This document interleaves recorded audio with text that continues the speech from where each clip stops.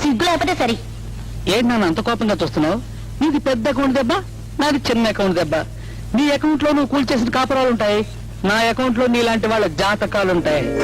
తండ్రి ఒక కోనలో, కొడుకు ఒక కోనలో, కూతురు.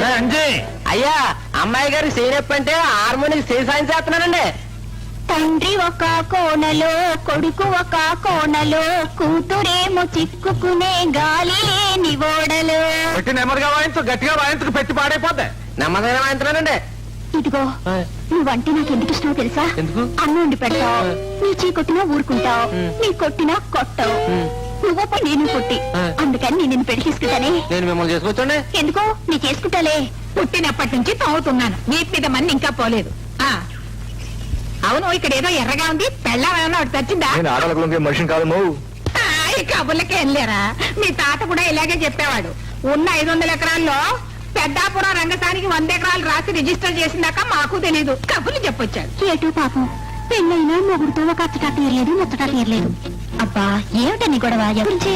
నీ గురించి. ఆవిడ గారికి నిన్ను కోళ్ళ చేసుకోవడం ఇష్టం లేదు. ఆవిడ చూసిన సంబంధం వేరు, అందుకే ఆ ఉక్రోసం. అటు చూడు, అత్తలు కోడల గురించి కొడుకుల దగ్గర నూరిపోసేది తానాల గదిలోని. నువ్వెక్కడ కొంగులు ముడేసుకుంటావోనని నువ్వు అసలు తానాల గదికి రానివ్వటం లేదు. నువ్వు ఊరుకోకూడదమ్మా. అతగాన్ని ఎప్పుడెక్కడ ఎలా తేవాలో తోలితేనే నీ చెప్పు చేతన్నా ఉంటాడు. అనుభవం మీరు చెప్తున్నాను. తోలు తోలు అరిగిపోయిన నా చెయ్యి చూడు. నీకెందుకు తెలుసన్నా, నేను చేస్తాగా. ఎందుకమ్మా నీకు శ్రమ? ఈ బండ రావడానికి నేనే సరి. వెళ్ళు, వెళ్ళమ్మా, బట్టలు చెడిపోతాయి, వెళ్ళు.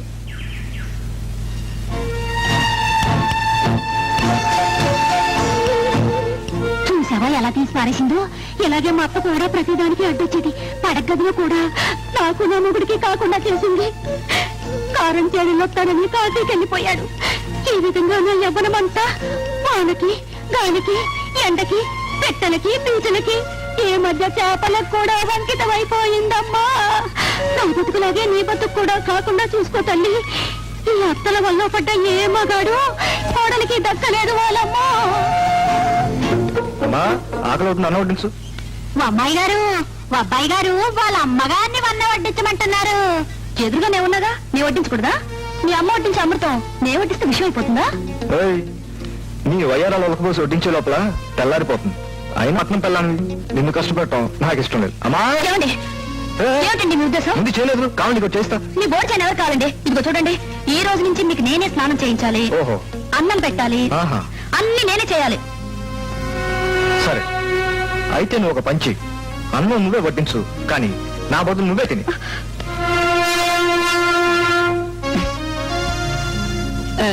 ఏమ్మా, ఎందుకు అలా ఉన్నావు? ఏం లేదు. ఏదో ఉంది, బుంగమూతి పెట్టి ఉంచున్నా. వాడేమన్నా అన్నాడా? లేదే. మరి లేదులేండి. ఏ, నేను పెడతాను తినరు. ఇదే పట్టించి. ఒరే కళ్యాణ్, రాయిలారా. అమ్మా, త్వరగా అన్నం పెట్టమ్మా, ఆకలిస్తుంది. పిచ్చి పాపాయి, ఇంకా అమ్మ వచ్చి వడ్డించాలి. ఇదిగో చూడు, ఇక మీద నీ స్నానం, పానం, అన్నం, గిన్నె అంతా నీ పెళ్ళమే చూడాలి. పెళ్ళమ్మా, నువ్వు వెళ్ళి వడ్డించు. ఎలా తిందో చూస్తాను. వెళ్ళు, నువ్వు వెళ్ళు. అమ్మా, అదంటే నా కోపం కాదమ్మా, నాకు నువ్వు వడ్డిస్తేనే తిన్నట్టుంటుంది. తెలుసు నాయన, వడ్డించేది నీ పెళ్ళమైనా వంట చేసింది నీ అమ్మేరా. నీకు ఇష్టమైనవన్నీ చేసి పెట్టాను. బొంగారు వద్దు, వెళ్తే తన మనసు ఒప్పించు. వెళ్ళి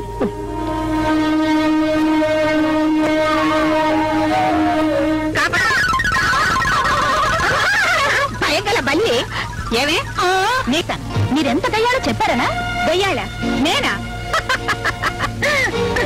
పోలే, ఎవరెలా అనుకుంటే అలా కనిపిస్తాను. చూడమ్మా, నువ్వు కాపురానికి వచ్చినప్పటి నుంచి ఎన్నడైనా నిన్ను పల్లెత్తు మాట అన్నానా? నీ మనసు కష్టపెట్టానా? నేను నీకు అత్తయ్యని మాత్రమే కాదమ్మా, అమ్మను కూడా. నీ మనసులో ఏ కోరుకున్నా, ఏది కావాలన్నా నన్ను అడుగు. అంతేకాని కొంపలు తీసే పొళ్ల కోసం వచ్చే ఈ అమ్మలక్కల మాటలు విని ఈ ఇంటి పరువు తీక, అంతే. నాకన్నీ తెలుసమ్మా. ఆ మల్లమ్మ నీకు అత్త కాదు, ఆదిశక్తి. అవన్నీ తెలిసే నా కూతుర్నివ్వలేదు. అంతేకాదు, పాపం ఆ మొగుడిని ఏ రోజు ఇంట్లో పడుకొనిచ్చింది? ఎప్పుడు శివాలయనే గతి. ఇప్పుడు ఆ కొడుకుని ఎదవని చేసి ఆడిస్తుంది. ఆడు కొడుకే కాదు, మల్లమ్మ బానిస. ఈ రోజు నీ కడుపు వచ్చిందని సంబరపడిపోతున్నావేమో. రేపు నీ కన్న కొడుకుని ఉద్యాల్లో వేసి నువ్వు బానిస, నువ్వు బానిస, నువ్వు బానిస అని అన్ని మొత్తేస్తుంది. మల్లమ్మ 2 డబ్బాల కిరసనాలు కొందంట. ఈ ఎందుకంటే పిచ్చి తల్లి కరెంట్ ఇంట్లో కిరసనాలు దేనికి? మనం ఎన్ని సినిమాలు చూడటం లేదు, అత్తలు కిరసనాలు పోసి కోడల్ని తగలెట్టడం. మల్లమ్మకి ఇదేం కష్టమైన పని కాదు. జాము చచ్చిపోయినప్పుడు నిన్ను నానా మాటలు అనమని ఊళ్ళో వాళ్ళందరినీ రెచ్చగొట్టి ఏమీ ఎరగనట్టు మీరెవరూ నోరు వెయ్యండని నాటనాలు చేసింది. నేను ఎప్పటి నుంచో చెబుదాం అనుకున్నాను, ఈ అల్టికి వెళ్ళిపడింది. అలాంటి ఇంట్లో బిడ్డను కనాలనుకుంటున్నావు, బాగా ఆలోచించుకో. ఏర్పడిపో అమ్మా.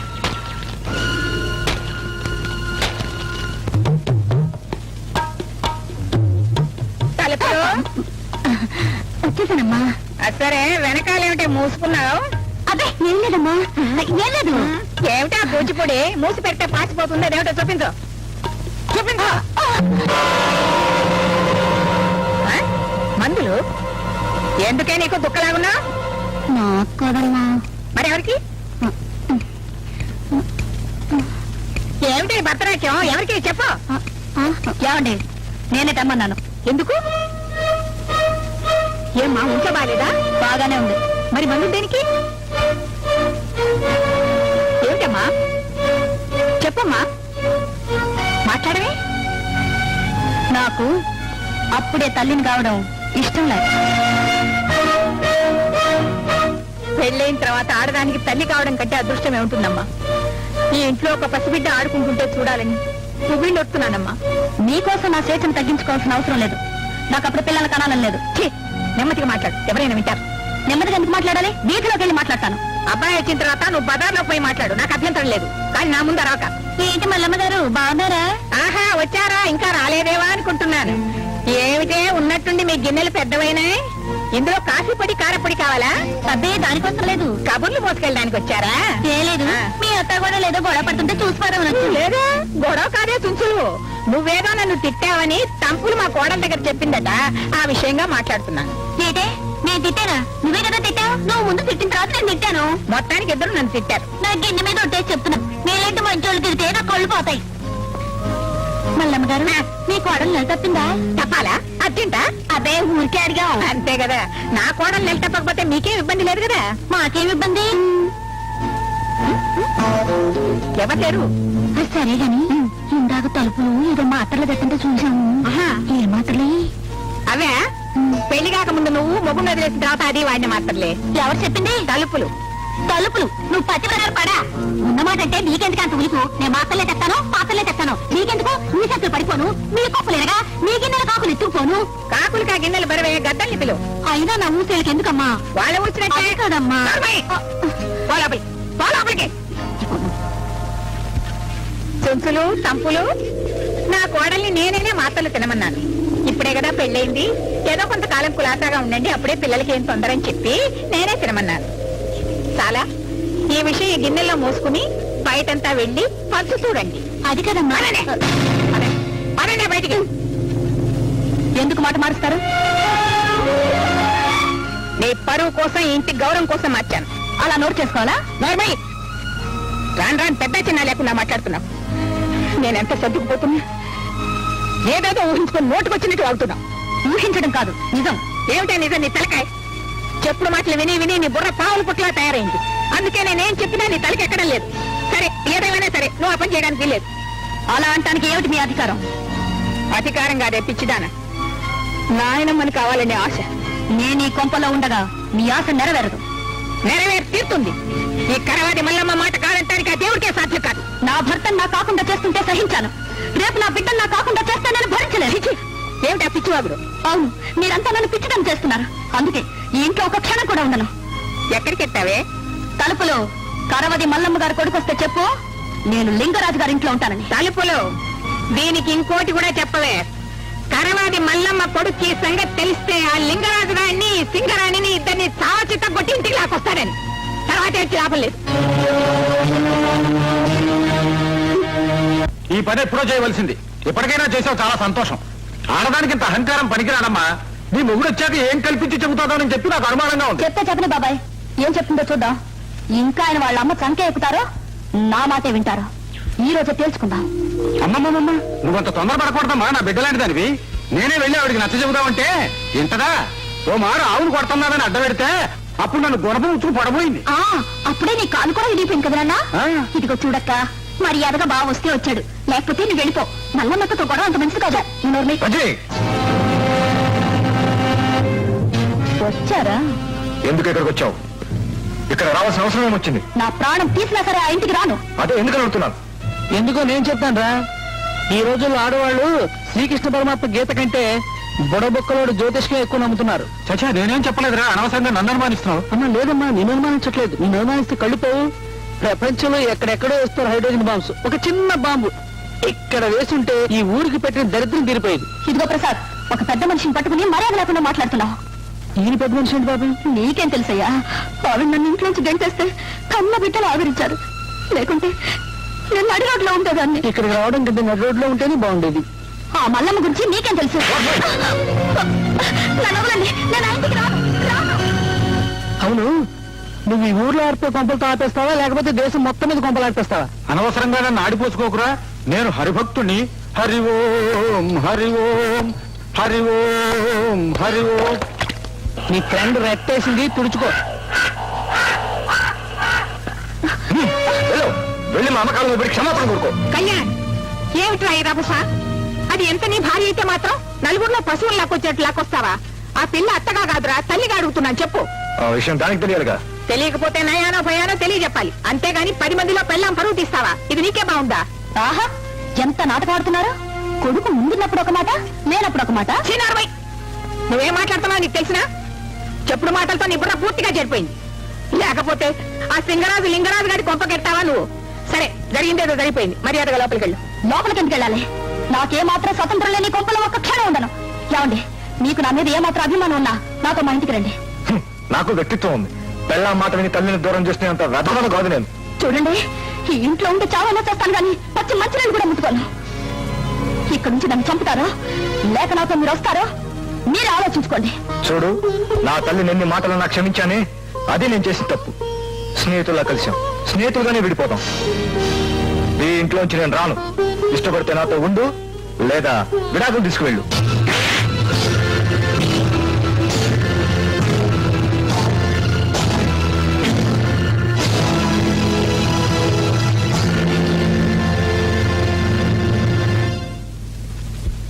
అమ్మా, ఏనైనా బయలుదేరారా? నీ మాట ప్రకారం వెళ్తున్నాను. నా మాటే ఉందిరా. ఏది ఎప్పుడు ఎలా జరగాలని ఉంటే అలా జరుగుతుంది. మనం ఎవరూ ఆపడానికి. చూడు నాయనా, నా సంతోషం కోసం, నా మనశ్శాంతి కోసం నువ్వు అశాంతి పాలు కావడం నాకు ఇష్టం లేదు. అందుకే వెళ్ళమన్నా. అక్కడికి వెళితే మనశ్శాంతిగా ఉంటానన్న నమ్మకం నీకుందా? అయినా నువ్వు ఎంతకాలం తల్లి తాటు బిడ్డగా బ్రతుకుతావు? నీ కాళ్ళ మీద నువ్వు నిలబడద్దు, నీ భవిష్యత్తు నువ్వు చూసుకోవద్దు. ఈ విషయంలో నీ భార్య చెప్పింది నిజం. ఆహా, నేను అదే అనుకుంటున్నాను. ఆ మాట నీ నోటంతో వచ్చింది కనుక ఇంకా ఆనందంగా పడతాను. చాలా సంతోషం నాయనా. నీ ఆనందం కంటే నాకు కావాల్సింది నీకేం లేదు. ఏ తల్లి ఒక్కగానొక్క బిడ్డను బయటికి పంపించదు. అలా పంపించి ఉండడం లేదు. అలా చేస్తోందంటే అది ఆ బిడ్డ భవిష్యత్తు కోసం, ఆ బిడ్డ ఆనందం కోసం అని మాత్రం గుర్తుంచు. అంతకంటే నేను ఇంకేం చెప్పలేదు. ఏమండి, వస్తున్నాడమ్మా. మీరు ఇక్కడే మాట్లాడుతూ కూర్చుంటే అవతల టైం అవుతుంది. బయలుదేరతారా? బయలుదేరి రామా, ఆ పసుపు కొంగు తీసుకో, ఆ పూలు పెట్టు. పుట్టింటికి వెళ్ళేటప్పుడు చీర పెట్టి పంపించాలి. ఏదో హడావిడైపోయింది. రామా, రా.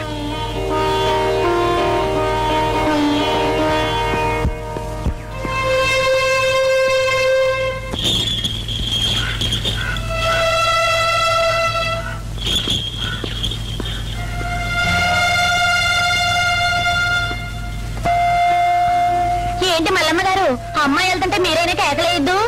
ఎందుకే తుంచులు? కోడలు పుట్టింటికి వెళ్ళకూడదా? ఈ కబుర్లు మోసుకెళ్ళటానికైనా పెద్ద గిన్నెలు తెచ్చారు తంపులు. ఇలా జరిగినందుకు మాకు చాలా బాధగా ఉందమ్మా. ఎందుకే బాధ?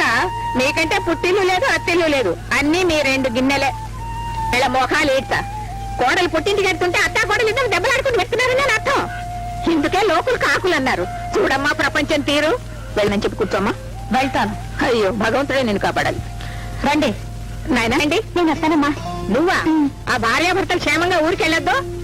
అదేంటమ్మగారు, నేను పునఃస్థితినే కదా. లేదే, నువ్వు ఎట్టి స్త్రీ. పైగా నువ్వు ఎదురొచ్చావంటే ఆ ఎద్దులు నిన్ను చూసి నీ వెనకాల పడతాయి. వాళ్ళు ఊరికెళ్ళాలి. అమ్మా పార్వతమ్మ, కొంచెం అలా ఎదురండి. కోడలా కోడలా కొడుకు పెళ్ళామా. Yes? Shut up.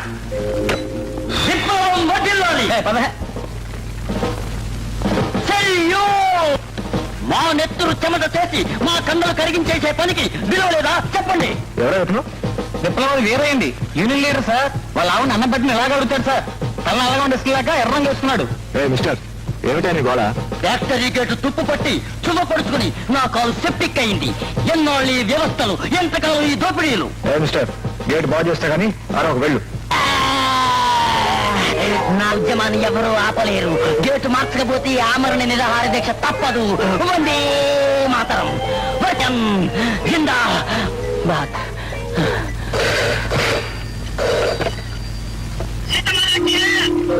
అవునయా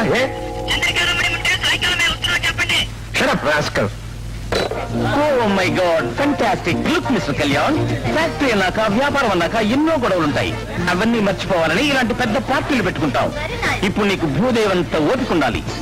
my dear, forget everything and enjoy enjoy. ఈసారి మహిళా మండలికి ప్రెసిడెంట్ నువ్వేనే. Sure, thank you. లత, ఒకదాని వచ్చావే, మీ ఆయన మరి? మా చిన్నోడికి విరోచనాలు అవుతున్నాయి. ఇద్దరు వచ్చేస్తాలా? అందుకే ఆయన ఇంట్లో ఉండమన్నా కావాలి. మా ఆయన పరిచయం చేస్తాను. కమా కమా. Meet my husband mister Kalyan. Hello. ఇంతకాలం ఈ పర్సనాలిటీ ఎద్దుల మధ్య వేస్ట్ అయిందన్నమాట. అందుకే ఆయన అక్కడి నుంచి ఇక్కడ తీసుకొచ్చాను. ఏమంటే say thanks to me. Sir whisky. Sorry, నాకు అలవట్లేదు. తీసుకోండి. చెప్పాగా నాకు అలవట్లేదు. ఇట్స్ ఇంపార్టెంట్, చూడమ్మా, ఇంపోర్టెడ్ అయినంత మాత్రం విస్కీ కాకుండా పోతుందా? తీసుకెళ్ళు. తీసుకోండి.